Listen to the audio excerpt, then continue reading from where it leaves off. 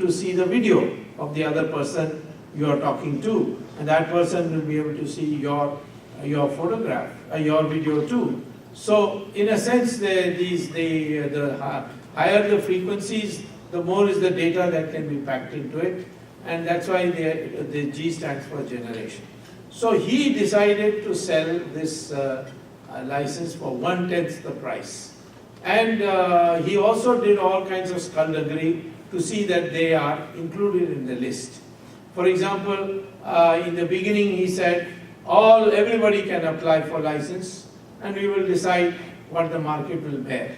Then he suddenly said, no, by 1st October 2007, whoever files the applications, only they will be considered. And when did he say that? He said that on 25th September of 2007, he said he brought out a press release saying all those who filed by 1st October, only those will consider.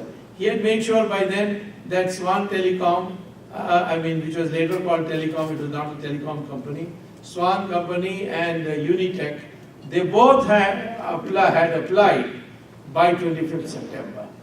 And so he said by 1st October. Even then, 575 applications came from almost 40-50 companies. And then after they had come, he waited for 3 months because the secretary of the Telecom Ministry was giving him some problem, but he knew that the Telecom secretary was going to retire in 3 months' time, and then he can appoint somebody who is a real chamcha. Because now both of them are together in jail, so they will be able to discuss many things. That's good. Both the secretary of the ministry, which is a very senior, the senior most administrative position.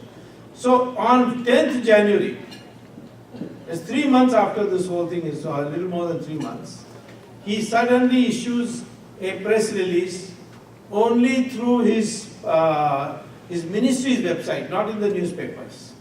And he says in that in view of the large number of applications, we have decided to consider only those applications which were filed before or on or before 25th September.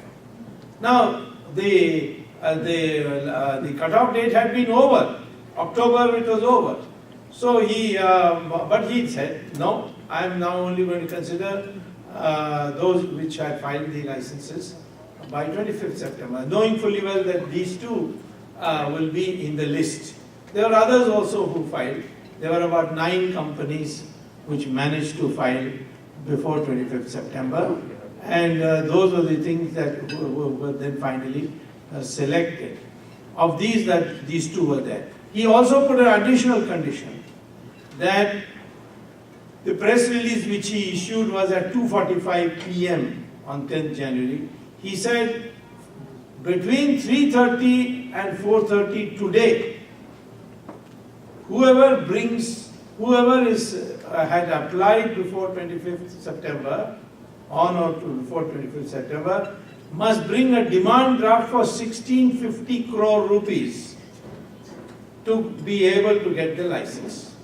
Now tell me, can you get even 1 crore demand draft in such a short time? 2:45 you are informed. Supposing you saw the press release by chance. At 2:45, between 3:30 and 4:30 you have to produce it. Who will produce it? Only those who had advance information. So the 9 companies had advance information, and obviously he wanted to keep the others happy, some of the important like Tatas and Royas and all happy. So therefore he also included them in the list, and this was given. Now after the licenses were taken by the companies, what did they do? Many of them sold their majority shares or a substantial part of their shares to foreign companies which were not permitted to enter into the bid at all. So by the back door the foreign companies came in. And at what price they sold it? Tata was able to sell to Docomo at 13 times the price they paid. Swan and of course Tata had already done a lot of telecom work, so he had lots of infrastructure ready, so he could charge